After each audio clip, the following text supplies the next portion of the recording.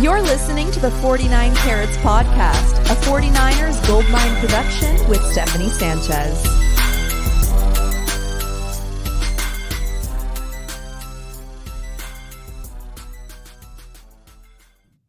What's going on, everyone? Welcome to another edition of the 49 Carats Podcast. I'm your host, Steph. It is Thursday, November 9th. The 49ers are preparing for their Week 10 opponent, the Jacksonville Jaguars, but not after a little post-bye week shakeup. And joining me to talk about that and a bit more is Rob Stats Guerrera. How you doing today, Rob? I'm cranky today, Steph. I gotta tell you, it's gonna be one of those shows. Okay. Well, don't be cranky with us. But I was thinking to myself, Rob, you're always like at some level of crankiness. So I like you calling it out. I'm a little scared. Like, what does that mean? I don't know if I've seen this level before. So hopefully, it'll be all right. But as always, we start the show with This Week in 49ers History. Maybe a little, nostalgia will help you, Rob. So here's what I have here. And I'm taking this off of Wikipedia. Going to read some lines here. November 9th, 2014. With the season on the line, the 49ers are 24. Well, they're losing 21-24 to the Saints. And with 1 minute and 34 seconds to go, the 49ers are facing a 4th and 10 from their own 22-yard line. And Colin Kaepernick finds a wide open Michael Crabtree for a 51-yard gain that sets up the game-tying field goal. Now, on the last play of regulation, the Saints thought that they had a score pretty much on a Hail Mary pass, but it was overturned because of offensive pass interference. So they go into overtime. In overtime, Ahmad Brooks sacks Drew Brees, and he causes a fumble recovered by 49ers, wait for it, Chris Borland on the Saints 17-yard line. And on the very next play, Phil Dawson nails the game-winning field goal. 49ers win 27-24. And I believe that was to improve to 5-4, I think. So, man, do you remember that game at all, Rob? I remember that throw by Colin Kaepernick rolling to his right, and all of a sudden he just stops and uncorks this bomb across his body 50 yards down the field. And I remember thinking just what a mutant throw that was. And after the game, they said to Kaepernick, "Is that the furthest you can throw the ball?" And he stops and he looks at the reporter and he's like, no. And it was damn, like this guy, people forget Kaepernick set the record for fastest throw at the combine when he came out that year. It was like 21 or 22 miles per hour. It was some just ridiculous, absurd mileage. Like, he was a physical marvel. And we really have not had a quarterback like that since him. Yeah, I mean, he was kind of a freak of nature as far as like his arm talent goes, how athletic he was. Like, dude was fast as hell. He ran like a gazelle.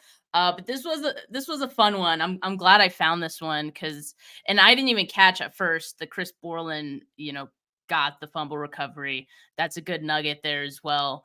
Because Chris Borland was our future at one point. So for a year, yes, for a year. This was a good This Week in 49ers history. But let's move on to present day here. All right. We got news yesterday after the bye week, and it's something that had been discussed. I guess we shouldn't exactly be super surprised by it, but we found out that Steve Wilks will be moving to the sideline in Week 10's game against the Jacksonville Jaguars. And Kyle Shanahan pretty much gave his reasoning behind it, and here's what he had to say. Just because of some of the stuff you do in the box, all the advantages to it, which are great, but I kind of wanted to be down and be near our players a little bit. They've had that more just with the linebacker communication in the past. And I want him to be down there so he can talk to guys a little bit more. Thoughts? I mean, I know, like, me and you, Rob, I think I've spoken about this a few times, and I think we've mentioned the fact that we don't think that him being on the sideline is really going to make any difference to the defense, really. So you still feel that way, I assume. Yeah, I think this is, let me say this. If this is the only change they make, it doesn't change anything. It's not going to matter. But I'm sure they are going to make other changes. The annoying thing for me, Steph, is let's say the Niners go out this week and they hold Jacksonville to like 17 points. People are going to be like, see, it mattered. It worked. Because this is the change that we can see, right? We can recognize, oh, he's now on the field. Most people don't know, oh, he's playing more cover 3 on third down, or he's playing more zone in this situation, or he moved Talanoa Hufanga to the strong side when he's in the box instead of being on the weak side. Most people don't pick up on that stuff. So all they're going to say is, see, him moving to the sideline worked. I don't think it's going to change anything. I think it's totally overrated. The idea that the 49ers could not get communication from the sideline up to the booth to Steve Wilks in 2023 is ridiculous to me. Like, what, did the carrier pigeon get shot down? How are the messages not getting through? I mean, we know that the messages got through because this is how the NFL works, and defensive coordinators or even offensive coordinators who, call from up in the booth, it works just fine for them. There are several defensive coordinators, really good defensive coordinators, Vic Fangio being one example that people bring up quite a bit. Dan Quinn. Dan Quinn, guys who sit up in the booth, and that's not an issue for them. So you can't. This was kind of, I think, like the low-hanging fruit. And one of the things that Kyle mentioned, or like kind of made it seem, is like the guys are used to that. So like he makes it seem like, oh, well, I think the guys just need their defensive coordinator on the sideline. But as we mentioned several times, Steve Wilks is not going to be that rah-rah cheerleading kind of defensive coordinator. That's just not him. So I don't know if just him being there is going to make that difference. I know people bring up the communication and all that. Sure, that maybe that can help the face-to-face thing. I don't know.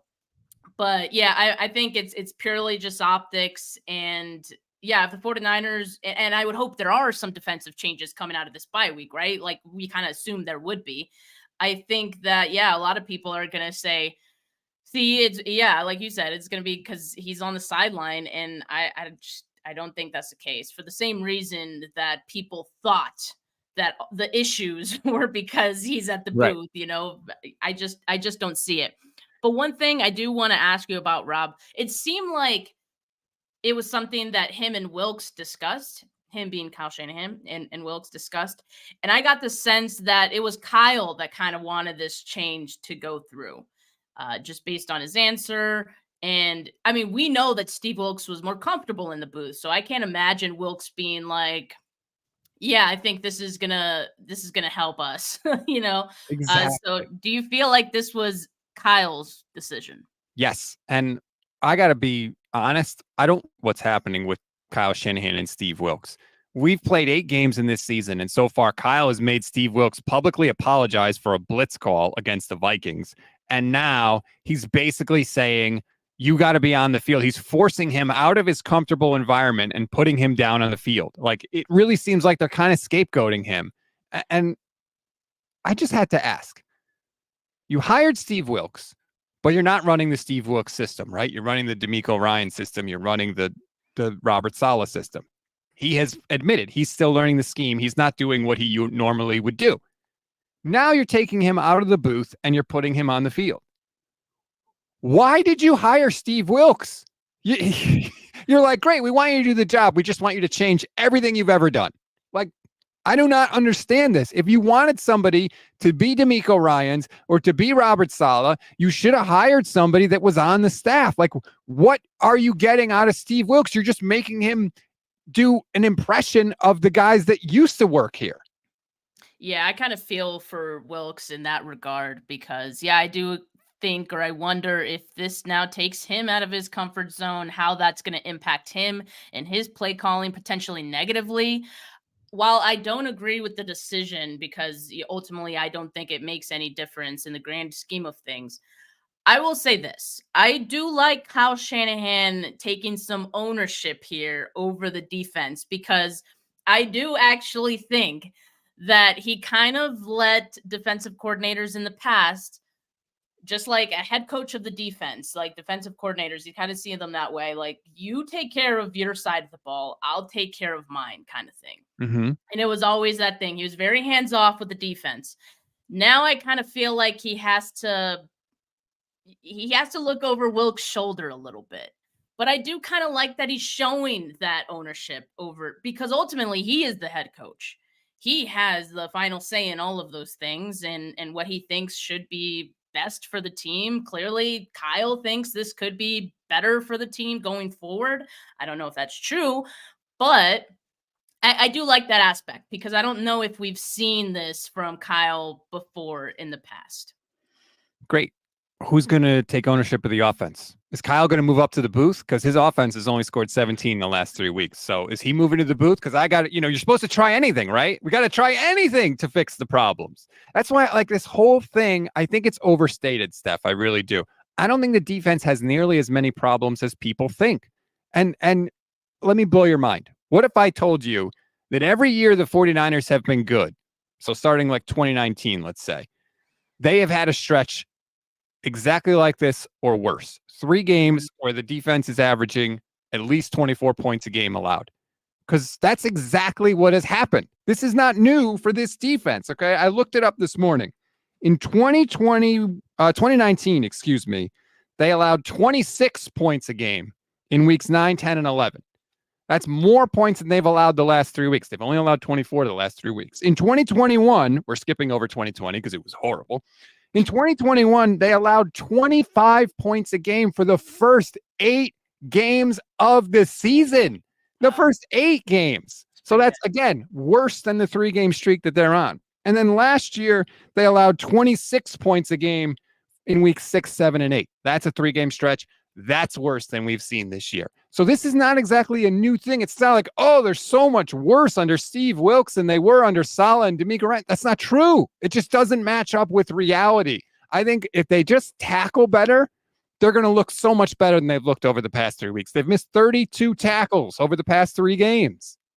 These last few games, aside from the Bengals game, which ended up being like a wider margin of victory for the Bengals, but at one point it was close. All these games have been close at the end. So yeah, I do think, and I've said it before, that if they just fix one of the things that's wrong with the defense or even the offense for that matter, they probably win those games. Like missed tacklings, one of them. Turnovers is another. If they just get sacks, like that's another thing, right? Like so Moody making a kick at the end of the Cleveland game. hey, that doesn't hurt either, right? So yeah, I mean, I think it's a team sport at the end of the day. I do think there's some clearly there's things with the offense that are missing because these last 3 games they've only scored 17 points, right? That's inexcusable too. What's funny is Kyle did say sometimes he prefers to be in the booth too. Right. But okay, well, aside from that, I mean, I think we will see some changes from the offense this week, but I think it's not because Kyle's necessarily like changing anything. I think it's mostly because Debo is going to be back. And like, I think Debo being out there just opens things up for the offense. It kind of felt like without him there, like Kyle didn't really know what to do or know what to pivot to. And so this bye week gave him the chance to either like think of some counters or, you're going to have Debo back. So you might not even need those counters to begin with. But will Debo being back be enough to get this offense back on track? I think it might. And the reason is because Debo is almost like your backup plan, your back door, because the Niners offense needs to be able to run the ball. They have to. And if they can't run the ball, it really disrupts everything else they want to do. But with Debo in the lineup, if you can't run the ball, I think Kyle's just going to go to the short, quick slants and the screen game. And that's going to serve as his running game. They don't have that option necessarily when Debo's not there because they're trying to run those plays for Ray McCloud. And this just in, Ray McCloud ain't Debo Samuel. So I feel like that's really the benefit of having Debo back is he's sort of the backup if Christian McCaffrey can't lead things on the ground. Yeah, I think so too. I am excited about Debo being back. But the one person I am concerned with still is Trent Williams because he's still not practicing. And of course, Kyle Shanahan, when he spoke to the media yesterday, was kind of asked about Trent and is there anything else going on? Because it seems a little odd that he's still not practicing after all this time, right? And the notable part of Kyle Shanahan's response to that is, quote, when you've had that over your career. He's talking about, the ankle injury history that Trent Williams has had. There's a number of things that with how it's taking longer than expected to heal, it's more than a low. So he's now saying it's more than a low ankle sprain. It's not showing to be a high ankle sprain. So what does that mean? Like, is there such thing as a mid ankle sprain, Rob? Like, is that a thing? Because if there is, it seems like that's what Trent is dealing with. This is concerning for me, right? I mean, just because, Trent has had that history of ankle issues. He has had high ankle sprains before, and obviously it's taken him longer to heal from this one. And he's getting older, right? I mean, that things like that are going to happen as players get older. So, what do you think about Trent? I think it's a big deal that they thought it was one thing, and now like this is just basically the result of him playing so many years in the NFL and getting beat up. And that to me tells me, number one, it could take a long time to heal. And number two, when it's quote unquote healed, like, is it really going to be 100% or is it going to be just kind of the new normal? So we'll have to see. It's very troubling though, just because of how good he is and how much better I think he makes the rest of that offensive line. The rest of their offensive line is not good. It's not, even when they got all their starters in. So yeah, it's very, very concerning for sure. So, Rob, you mentioned the 49ers maybe pivoting to some screens, quick throws. I think they're going to have to in this game if Trent Williams is not out there, because you have Jalen Moore. Next to him, you're going to have John Feliciano. We already haven't felt great about the right side of the line. Like this, I am very worried about this matchup if their entire left side of the line is MIA in this one, if Trent is unable to play. It is a scary proposition. The one thing that gives me a little hope is what we saw against Cincinnati, which was when Brock Purdy got pressured, a lot of the times he didn't hesitate. He took off and ran.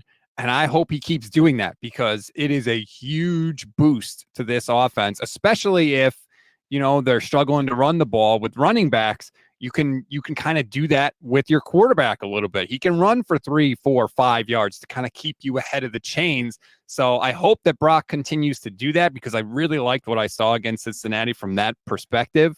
And I think it will really help the offense. And you're going to need it with this Swiss cheese offensive line they're going to put out there. Yeah. I mean, I like when he does it when he needs to do it, but I don't like that he needs to do it.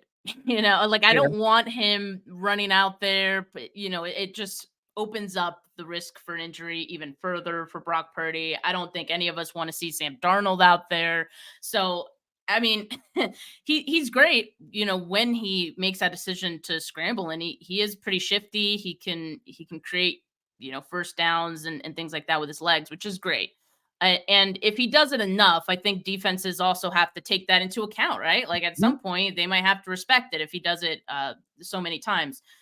But yeah, I'm not a fan, I guess, of the necessity of doing that. I just hope that Kyle Shanahan has schemed up a quick game in this one where he doesn't have to do that, and he can find a guy open quick enough in this game. Because, the Jags have Josh Allen. I think he has, 6 sacks on the season or something like that. So, he's a threat, and he's going to be lining up against Jalen Moore. Jalen Moore, to his credit, against Trey Hendrickson last week, like, he didn't give up any sacks, and he gave up, I think, just I'm trying to find it here. I think it was like one pressure. It might have been 2 pressures, 1 hurry, and 1 quarterback hit to Trey Hendrickson, which is not bad. Like that was a big test right there for him. And I'd say he passed it okay. So, maybe Jalen Moore will be able to hold down the fort. They'll definitely need it from him this week. But the 49ers have a pass rusher of their own, a new face in the building, Chase Young, and we're all excited about that, right? Rob, what are your expectations for Chase Young in his first game as a Niner? Sacks. Please give me sack. I need somebody that can get the quarterback down. I really think that this is probably their best shot to add somebody opposite Nick Bosa that can really put consistent pressure on the quarterback. Look, maybe I've just been drinking the Kool-Aid a little too much, but since they made this trade, I've been trying to go and look at any film I could find, any film breakdown of this year specifically with Chase Young. And everything that I have seen says that he is as close as he has ever been to the guy that won the Defensive Rookie of the Year award in 2020. That he is, it's taken him a really long time. He had a significant knee injury, and now he is coming back and rounding back into that form. This isn't like, a 30-year-old guy that they're picking up that they hope that Chris Casera can squeeze more juice out of. No, this is a young player who came into the league with a ton of promise, very highly drafted, immediately fulfilled that promise, and now is recovering from a very serious injury. So I feel like this could be the best potential partner for Nick Bosa that they have had in Nick Bosa's entire career. And as I mentioned, he's almost at the two-year exactly point of that injury. And that's usually, when players start feeling their legs back, Mm-hmm. So I think that for Chase Young, it's going to be great.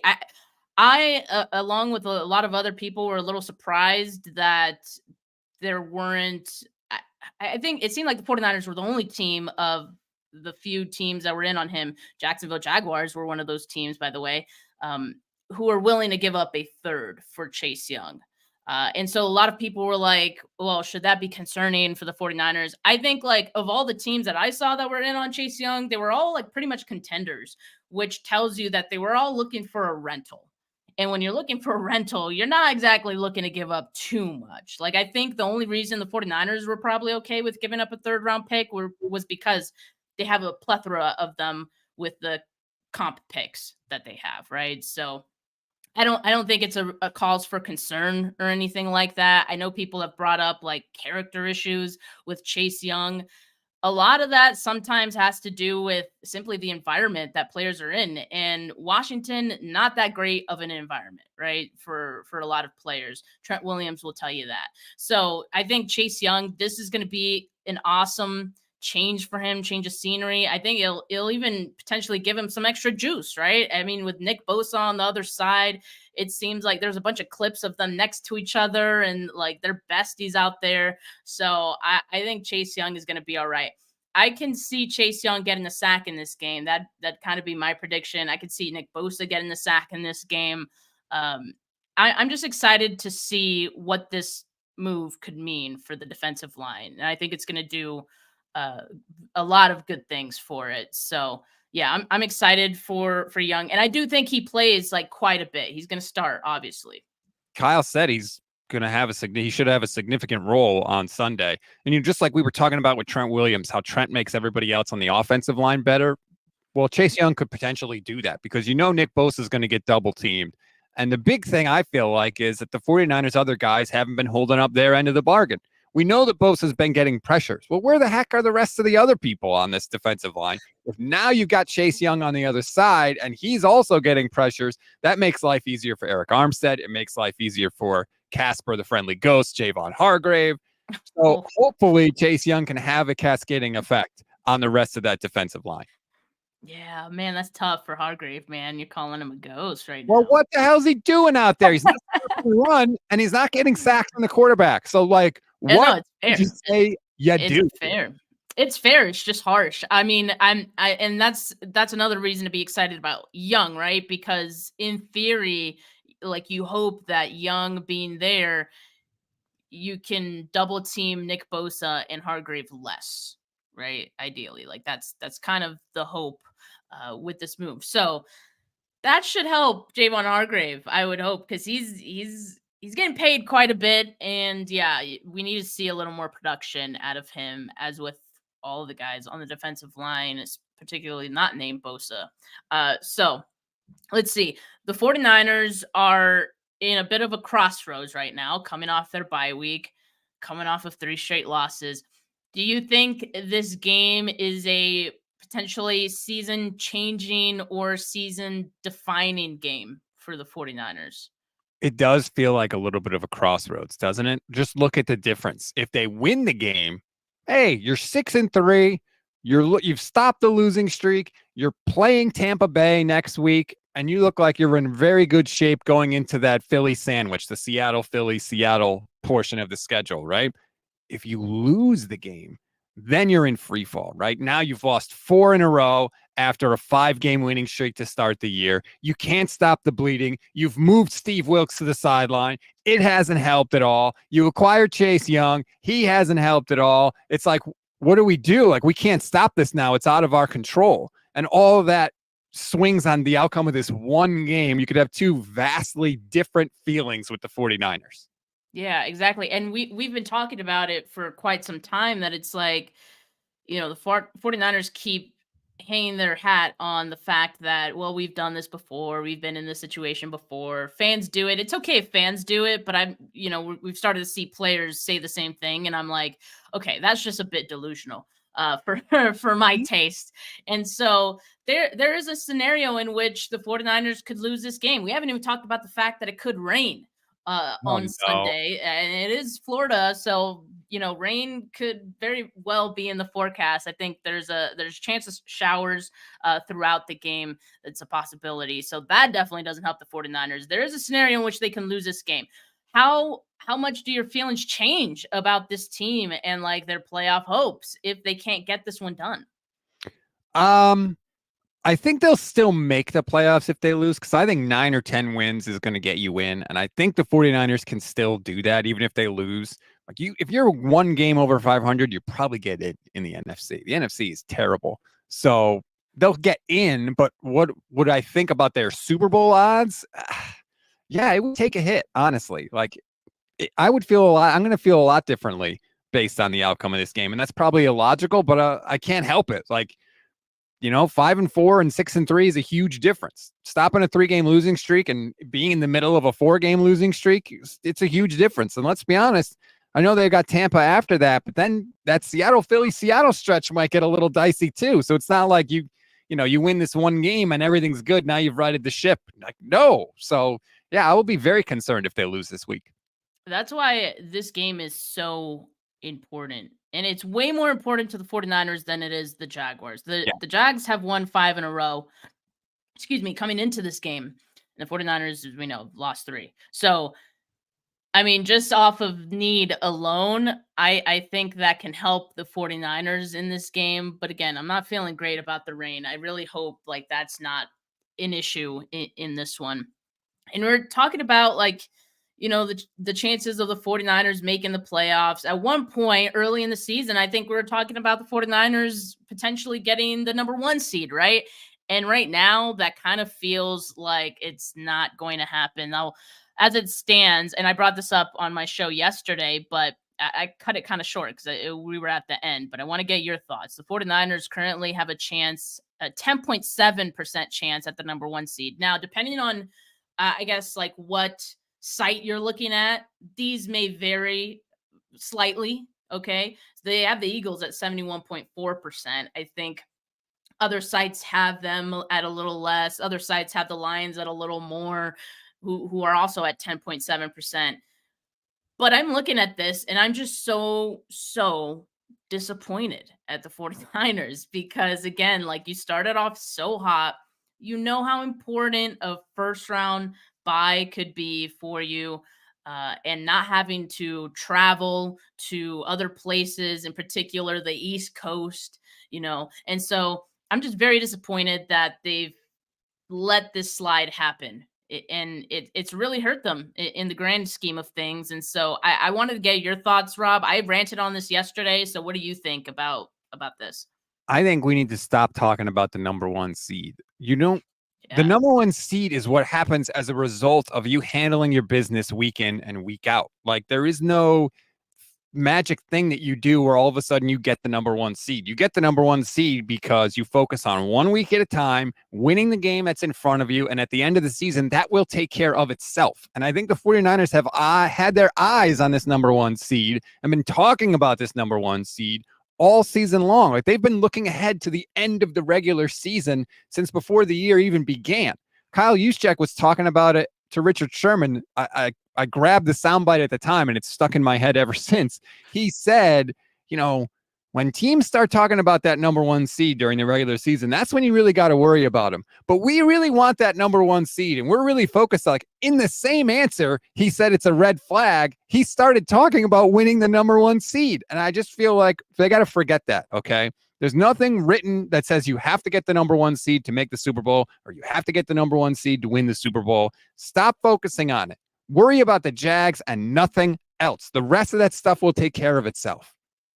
Yeah, I mean, I agree. Like they could get into the playoffs. That's still very much on the table for the 49ers. Absolutely. But Rob, like it just disappoints me because I'm like, how important it is for this team, like an aging team. We were just talking about after week 8 how tired they looked. And you expect them to, at this point on, just make this like run and not run out of gas at the end there. And so again, like that first round bye would have been great for this team. Now it seems like even if they make the playoffs, they're going to have to be on the road most of those games. So I just don't like it because now like you dug yourself into a hole and you made your bed. Now you got to lay in it. Right. So I don't like the bed. It's not looking great. So, but hold on really quick. Sorry to interrupt. It seems to go back to this idea that the 49ers can only win one way, right? They can only win one way. They got to get up early. They got to let their defense pass rush because they can't come from behind. Now you're telling me, well, if they don't get the number 1 seed, the risk they can't win the Super Bowl. Like, no, forget all that, man. Football is about dealing with adversity. You're not always going to have the ideal conditions. Yeah, you would have liked the number 1 seed. You're probably not going to get it now because the Eagles only have 1 loss and the Lions have the easiest freaking schedule I've ever freaking seen. So guess what? Win a game on the road. Get the 2 seed, and then you potentially only have to play 1 game on the road, depending on how the schedule shakes out. So like, deal with it, essentially. Like, I don't care. Stop telling me about everything that could have, would have, should have been, and just deal with what is. It just frustrates me. I told you I was cranky, Steph. You're cranky, yeah. But it's all right. It's all right. I like the crankiness, and I feel like it gives them a lesser chance of getting to the Super Bowl with this current team. Yes. With this current team, the way it looks right now, that's all I'm saying. Like they could very well do it. I would love for them to do it. It's just, again, like we talk about the fact that they keep saying like we've done it before, all these things, so we'll be fine. But in saying that, like they've made it harder for themselves, which I don't like because this is a really good, talented team. I mean, look at how they started the season, and so it just frustrates me. So, yeah, I mean, Chiefs get a 1 seed, they won 2 bowls. I mean, oh, sure, it helps. No question, it helps. But it's also a lot of teams have won the Super Bowl without the number 1 seed. So, like, there's history on both sides. It's so weird because I'm usually like the very optimistic person. And yeah, come on, Steph. For some reason, like this is like not the area that I'm feeling optimistic about. And they can change my mind. And it starts with week 10, right? But right now I'm not optimistic about the long-term, like deep run chances of this team. I'm sorry. Which is so weird for me to say, but I just not feeling it so far. Were you feeling it after the first 5? I know. Yes. So like, what if they another 5 straight? And then you're like, hey, all of a sudden now we're 10-3. Now we look pretty good. Like all I'm saying is that stuff, whatever seed they're gonna be, they're gonna be. Like I'm not gonna sit here and worry about it in November. I'm worried about the Jags. You just said like we might lose this game. Well, then what am I sitting here worried about the 1 seed for? I got to worry about this. That's in front of me. Control what I can control. I'm not playing we're not playing the game, Rob. It's okay to look ahead for us. That's the thing. I think we are, and I think they are, and I think that's been part of their issue. Yeah. Well, yeah, at this point, they have no choice but to focus on, the game ahead of them. They have their back against the wall. In the past, has been when they've been the greatest. So let's see what version of the 49ers shows up on Sunday. And unfortunately, I am going to be out of town on Sunday, so there won't be any post-game show for me. There will still be a preview show tomorrow. Me and Lori recorded that yesterday. So I'm going to have that scheduled and going live for Friday at our regular time. It's a really good one because Lori's a Jags fan. So yeah, it was a great preview show. Make sure you guys tune into that. Make sure you like and subscribe to the channel. Rob, what do you got going on for the rest of this week on Gold Standard Network? So today at 10 a.m. Pacific time, I'll be live with Levin Black for our normal Gold Standard show.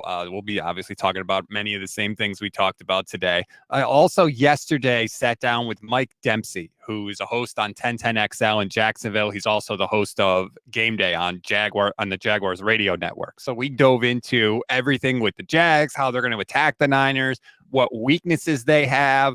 We got into all of it. That's going to go up on the channel on Saturday later this week. So please like and subscribe to the Gold Standard YouTube channel as well. There you have it, folks. All right. Well, yeah, show some love and have a good rest of your Thursday, folks. Peace.